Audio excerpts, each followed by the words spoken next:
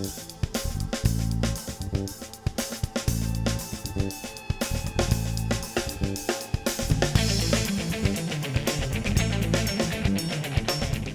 I'm Dr. Bobby Dodd, and I'd like to welcome you to another edition of Power Exercise of the Week.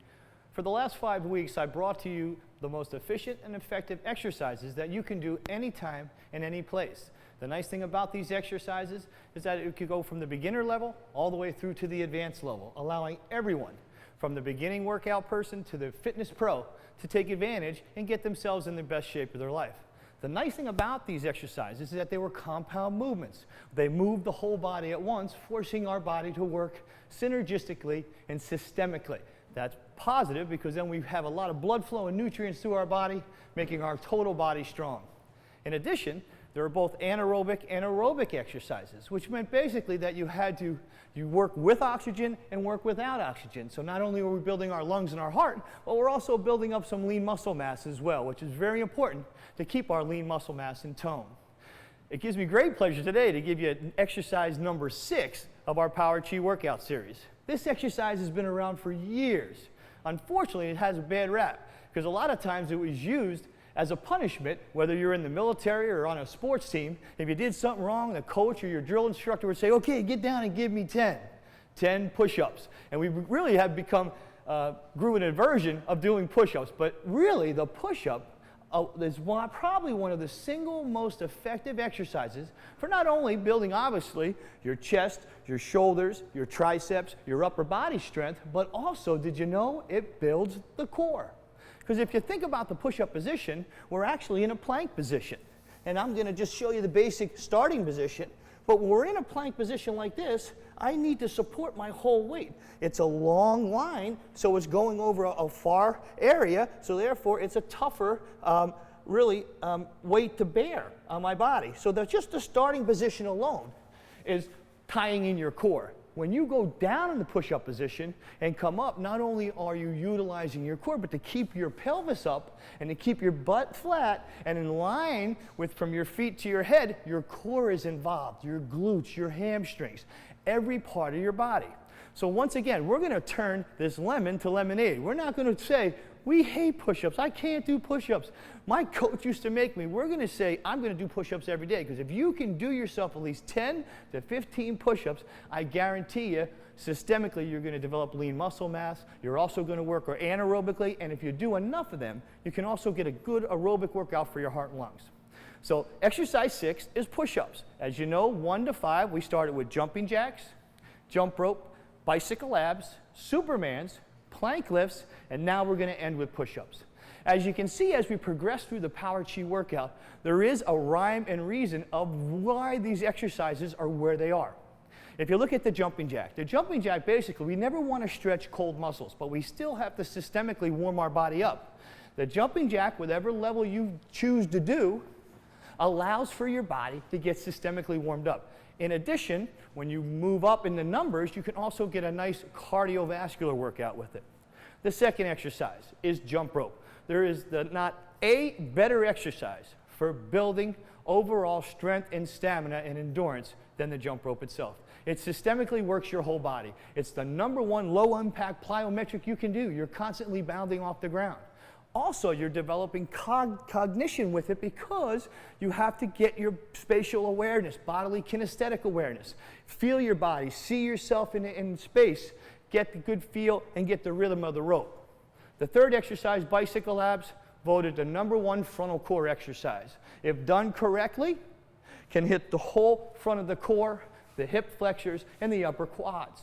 Great for frontal core development. Flip that over. The biggest mistake people make, gang, is they don't work their rear core enough. That's why we have such a high rate of lower back problems as we age. The thing about Supermans, when we're over and we're stretched out and we're really talking a long line like in Pilates from our fingertips to our toes, really getting our head up, we're working that rear core. We're reducing the opportunity for lower back pain or lower back injury to affect us later in life. The fifth exercise is planks, and planks is the #1 core developer in the world.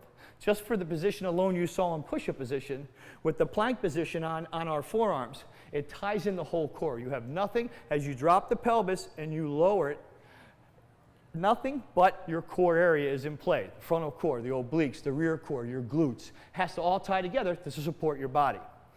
Again, great exercises. As you can see, they build, because when we did the bicycle abs, we did the front core, we did the Supermans, we did the rear core. Then when we did the planks, we put it all together. So that's why we come to push-ups. What's the rationale of having them at the end? We still want to work anaerobically, gang. So at the end, what we're trying to do is flush lactic acid into our body. So we have to force the fat cells, like you learned before, to remove from the adipose tissue and get to that muscle, because we're bearing a load and we need that as good fuel. We want to make that our primary fuel. In order to do that, we have to get to that anaerobic threshold right before we release lactic acid, but still tie in muscle groups, big muscle groups, in order for us not to then be catabolic, but then to burn the fat cells. That's where the push-up comes in. Systemically, it's a great fat burner, but also great upper body strength builder, great triceps, shoulders, your lats, your traps, the whole 9 yards. The nice thing about it is you're bearing your own weight. You're not utilizing big, heavy weights. I see it every day at gyms. Guys and girls trying to lift too much, really according to what their body can handle. What does that result in? 1, injury. 2, their body actually reacts in the opposite fashion that it wants them to.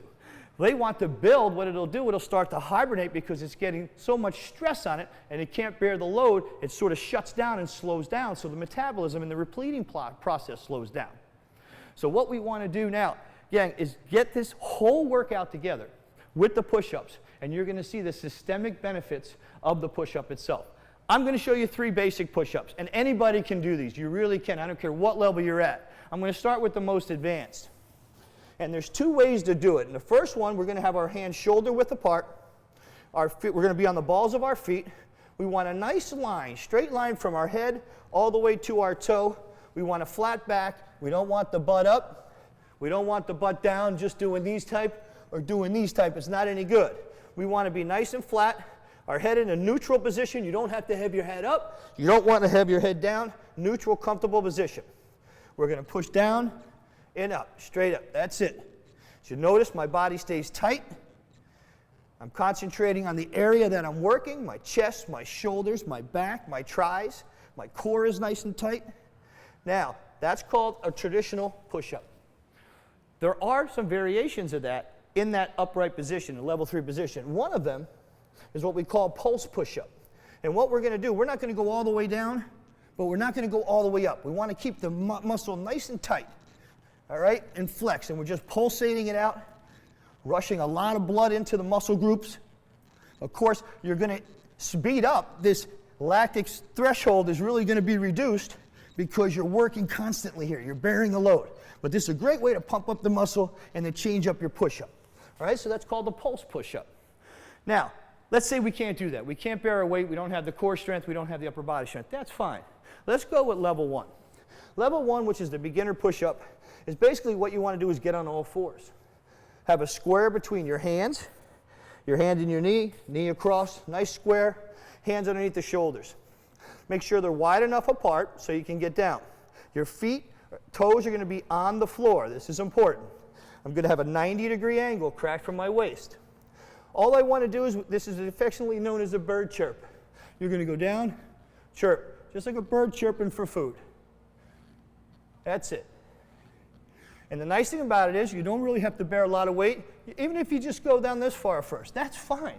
The idea is just to do the exercise. Over time, you'll build strength.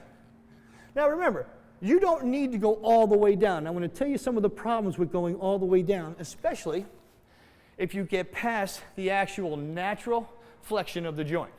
If you go past that, you're going to put stress on different joints and possibly end up injuring, such as a shoulder. That's why recently it just came out that flat bench press is probably the single worst exercise you can do for yourself due to the fact of stress that it puts on the shoulders itself.